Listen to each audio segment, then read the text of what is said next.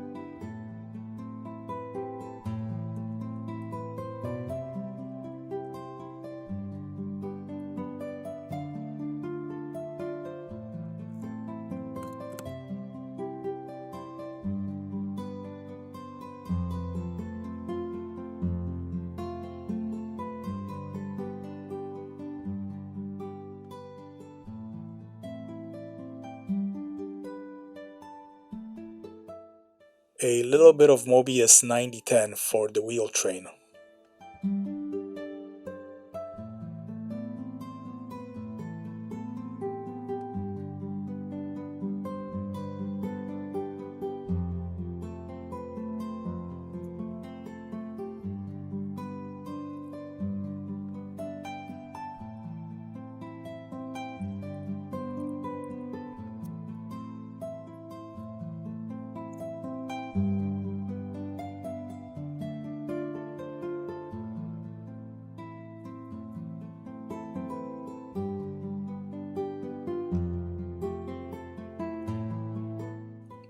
the center wheel gets a small dab of D5.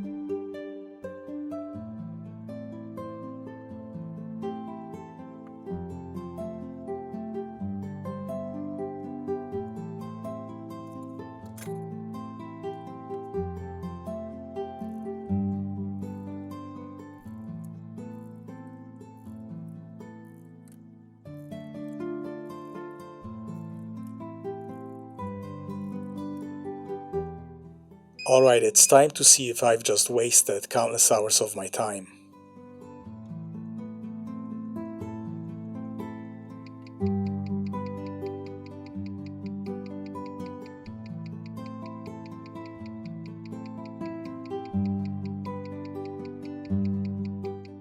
With a result like this, straight off the movement holder, I'm confident I can get this watch into a respectable accuracy.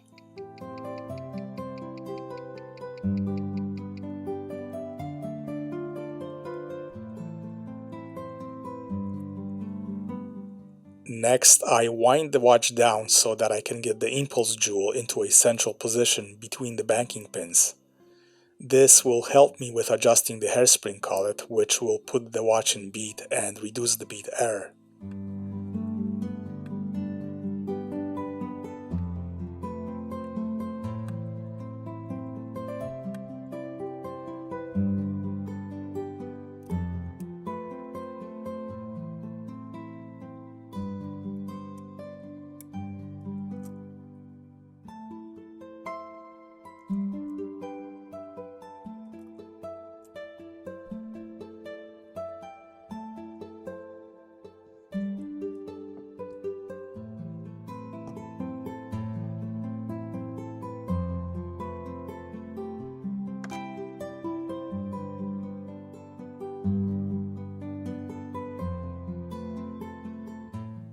I apologize for my head being in the way here, but I need to get as close as possible, because adjusting the hairspring collet is a very delicate procedure, and a slip of the screwdriver can damage the hairspring beyond repair. That hell I don't want to deal with.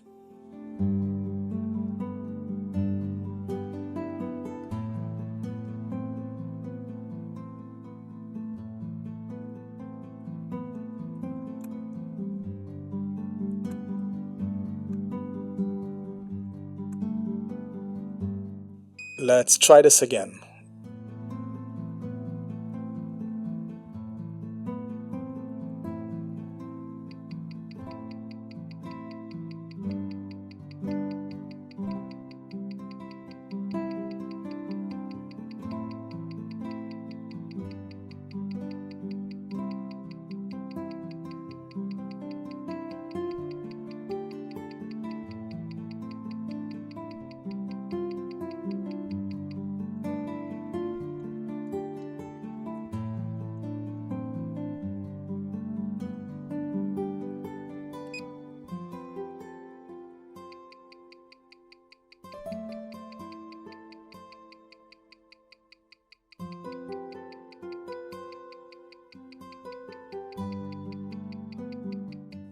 Well, this is much better. For a watch this old, it is running quite well. If I spend more time on it, I can get it to run almost as well as it did when it was new.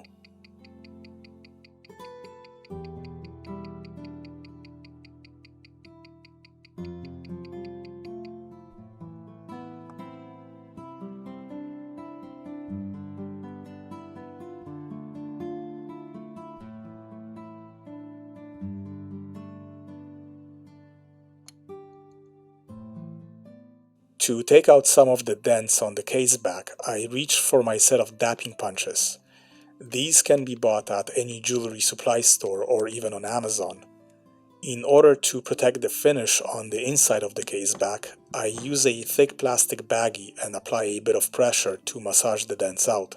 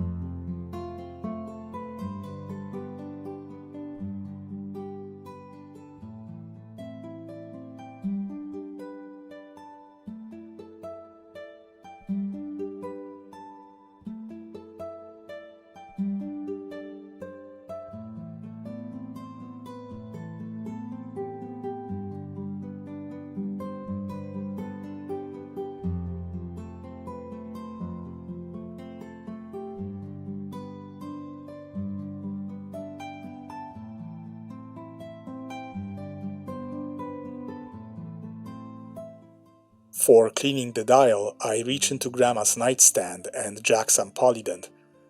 I've been asked if there's a risk of it damaging the printed numerals on the dial. I've never had a problem, but do so at your own risk.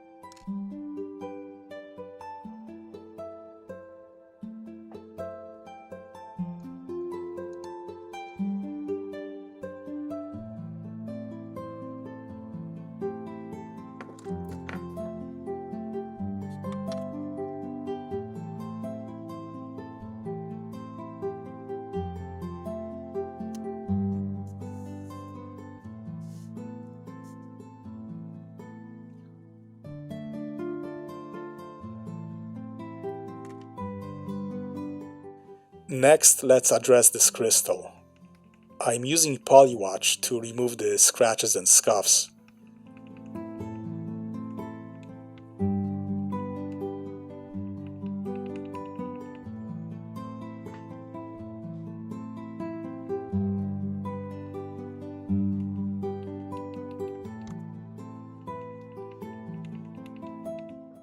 Two minutes in, and this proved to be too much work for my limited attention span, so I switched to cerium oxide, which is much easier and faster to work with.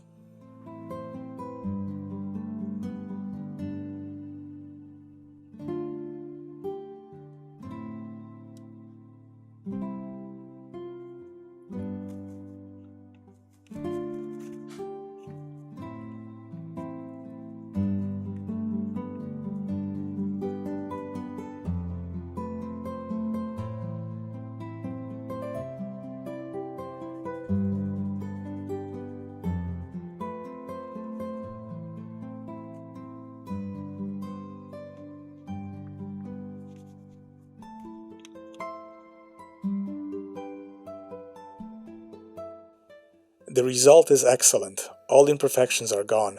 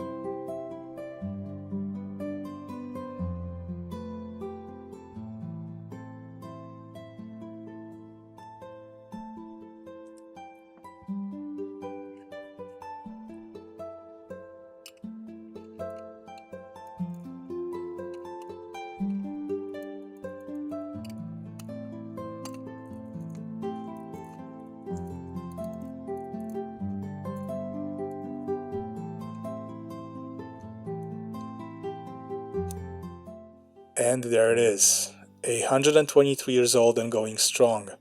Yet another vintage timepiece to add to my collection.